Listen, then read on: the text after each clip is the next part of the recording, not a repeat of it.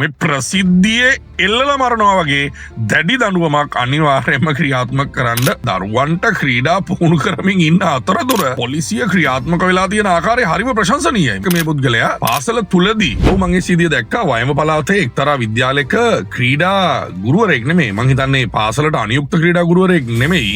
පරිබාහිර ක්‍රීඩා පුහුණුකරුවෙක් වෙන්න ඕන. මේ පුද්ගලයා අයිස් මද්‍රව්‍ය එක්ක සඳහන් කළේ ඒ විදිහට තමයි යම්කිසි මද්‍රව්‍යයක් එක විශේෂයෙන්ම අයිස් මද්‍රව්‍ය එක්ක මේ පුද්ගලයා පාසල තුලදී ක්‍රීඩා දරුවන්ට ක්‍රීඩා පුහුණු කරමින් ඉන්න අතරතුර මේ පුද්ගලයා අයිස් මද්‍රව්‍ය එක්ක පොලිසිය විසින් ඒ ප්‍රදේශයේ පොලිස් ස්ථානය විසින් අත්අඩංගුවට ගන්නවා. පොලිසිය විසින් අත්අඩංගුවට ගන්නවා. ඔව් ඇත්තට මෙතනදී පොලිසිය කටයුතු කරලා තියෙන ආකාරය පාසල තුලදී වෙන්න පුළුවන්, පාරේදී වෙන්න පුළුවන්. පොලිසියට අදාළ ඔත්තුවක් ලැබුණම පොලිසිය ක්‍රියාත්මක වෙලා තියෙන ආකාරය හරිම ප්‍රශංසනීයයි. මොකද අනිවාර්යයෙන්ම පාසලක් ඇතුළට එන පුද්ගලයෝ සම්බන්ධව පාසල් පරිපාලනය දැනුවත් වෙන්න ඕන. එතකොට පාසල් පරිපාලනය විසින්ම වෙන්නදී මං හිතන්නේ පොලිසිය දැනුවත් කරන්නත් ඇති සමහර වෙලාවට. එතකොට එතනදී වැරද්ද තමයි. නමුත් මේක ඊළඟට මොන වැරද්ද වුණත් ඊළඟට ඉදිරි ක්‍රියාමාර්ගය හරියට ගන්න නීතිය නිසි ආකාරයෙන් ක්‍රියාත්මක වීම ගැන ඇත්තටම ලොකු සතුටක් තියෙනවා. දැන් අයිස් මද්‍රව්‍ය ගැන කතා කරද්දී ගොඩක් අය මේ අයි මද්‍රව්‍ය වල තියෙන භයානකම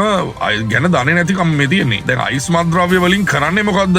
දැන් ක්‍රිස්ටල් මෙතෆොටමින් කියන අයිස් මද්‍රව්‍ය මගින් කරන්නේ මොලේ දැන් අපිට අර සතුට උත්තේජනය කරන ප්‍රදේශය මේක ඇවිල්ලා මේක උත්තේජක මද්‍රව්‍යයක් රයිට්. මේකෙන් කරන්නේ ඩොපමීන් වැඩිපුර නිකුත් කරන්න මොලයට උත්තේජනයක් ලබා දෙන එක. දැන් අපිට සාමාන්‍යයෙන් අපි මොන හරි කෑමක් කද්දී අපිට පොඩි සතුටක් වගේ ෆීලිං එකක් එනවනේ. ඒකේ එන්නේ මොලේ ඩොපමීන් නිකුත් කිරීම නිසා. සාමාන්‍යයෙන් මොලේ හැමදාම ඩොපමීන් ටිකක් නිකුත් කරනවා. ඕකෙන් තමයි අපිට අර තියෙන සතුට කියන ෆීලිං එක එන්නේ. එතකොට අයිස් මද්‍රව්‍ය වලින් කරන්නේ මොලයට කියනවා, මොලයට උත්තේජනයක් දෙනවා ඩොපමීන් තොග පිටින් හදන්න කියලා. එතකොට මේ මොලේ ඩොපමීන් හදන ප්‍රදේශය අයිස් මද්‍රව්‍ය පාවිච්චි කරන්න අධික ක්‍රියාකාරීත්වයකට පත් වෙනවා. එතකොට කාලයක් යනකොට මේ අයිස් නැතුව සතුට කියන ෆීලිං එක එන්නේ නැතුව යනවා. ඒකට හේතුව තමයි මොලේ මේ සෛල වැඩ කරලා ඒගොල්ලන්ටම මහන්සි දැනෙනවා. සාමාන්‍ය පොඩි කෑමක් කෑවා කියලා පොඩි සිද්ධියක් වුණා කියලා සතුටක් දැනෙන්නේ නැහැ. අර උත්තේජකය නැතුව සතුට දැනෙන්නේ නැති මට්ටමක් එනවා. ඔන්න ඔතෙන්ට ආවම තමයි ඇඩික්ෂන් එක කියලා කියන්නේ. කියන්නේ ඇබ්බැහි වීම. ඊට පස්සේ මේ මනුස්සයාම දන්නවා, අයිස් ගහන කෙනාම දන්නවා දැන් මට මේ බය හිතන සිතුවිලි එන්නේ. සතුට කියන එක මට එන්නේ නැත්තේ. මම මොන්න රසවත් ආහාරයක් ගත්තත්, මොන්න ලස්සන රූපේ දැක්කත් මට සතුට කියන එක එන්නේ නැත්තේ. මට බයම විතරක් හිතෙන්නේ අර අයිස් නැති හින්දා කියලා. ඒ මනුස්සයා දන්නවා. ඒ කියන්නේ ඩොපමීන් ඒ මනුස්සයා දන්නවා මේක අයිස් හින්දායි මේක වෙලා තියෙන්නේ කියලා. ඒ දැනගත වුණත් ඒ මනුස්සයාට කරන්න දෙයක්වත් නැහැ. ඒ මනුස්සයා